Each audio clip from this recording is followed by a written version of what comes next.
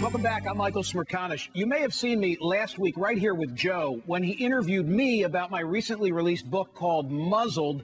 In Muzzled, I tell 24 stories, true stories that I say should be fiction, and I argue that political correctness is like a cancer that is now metastasized into the war on terror. Well, tonight in Scarborough Country, I want to share another of the stories from my book, Muzzled, and this one comes from the big H. We're talking Harvard. You're not going to believe this. Michael Kopko is a Harvard undergraduate. He's also an entrepreneur. Love the shirt, by the way. Thank you. At Harvard University, everybody, like where I went to school and everybody else went to school, with dirty dormitory rooms. You wanted to start a room cleaning business, and you wanted to call it what? Well, initially the idea was going to be DormAid, because we were going to be doing room cleaning for kids that just don't get around to keeping their room clean, and they're pretty filthy rooms in general for college students. So, contrary, and it's spelled the same way that you've ultimately spelled it, but with an emphasis on a capital M instead of a capital A. Right, that's how it first started out. That didn't work out too well for us. Why not?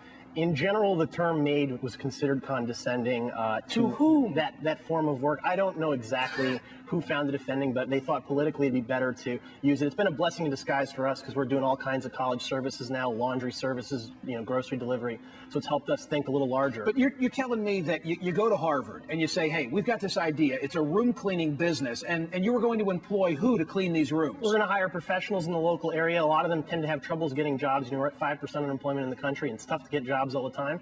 We were going to be employing them, and it was the goal was to kind of increase jobs in the local area by helping students out. And Harvard, they say to you, maids are sexist and demeaning, so instead of calling it DormAid, call it DormAid, A-I-D. Yeah, I mean, our company's about getting to business, so we didn't want to argue with them. If that's the name, we'll run with it. We'll take some free press along the way, and we'll get into business. But now you're like a concierge, so it's cool and it's all worked out. Exactly. Now we're a concierge service, and we're looking to kind of just serve students across the nation. The Harvard Crimson, the newspaper of record on campus, this became such a hot potato, said, quote, by creating yet another differential between the haves and the have-nots on campus, DormAid threatens our student unity. They advocated a boycott of DormAid. Why? Yeah, I mean, the boycott didn't really make it through, and I think for Harvard kids, a lot of time is spent writing and kind of thinking in that ivory tower about how they wish the world would be. We're about creating jobs, we're about serving students, we're about gaining practical business experience, and they haven't stopped us yet. So we thank them for the press, and we thank them for the customers. I was out promoting the book, and among other things, I did Colbert's show, and he says, give me an example of political correctness killing America, and I told him yours, and he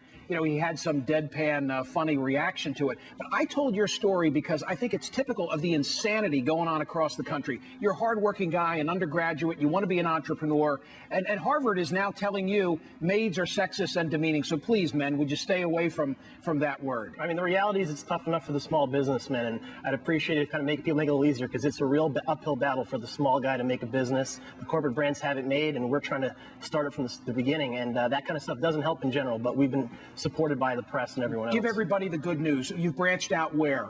We're at 15 campuses. We're serving, major campuses like NYU, Boston University, Babson College, Princeton, University of Pennsylvania, and we're coming to a lot more next year and a lot more after that, and it's been a blessing in disguise, and we thank Harvard and all the political mumbo-jumbo because it's really helped kick us off. Good for you. Hey, I want one of the shirts, but on mine, capitalize the M, not the A. All right, we'll make sure we do it the right way for you, Mr. Smerconish. Michael Kopko, thank you, pal. Appreciate it. Best of luck to you.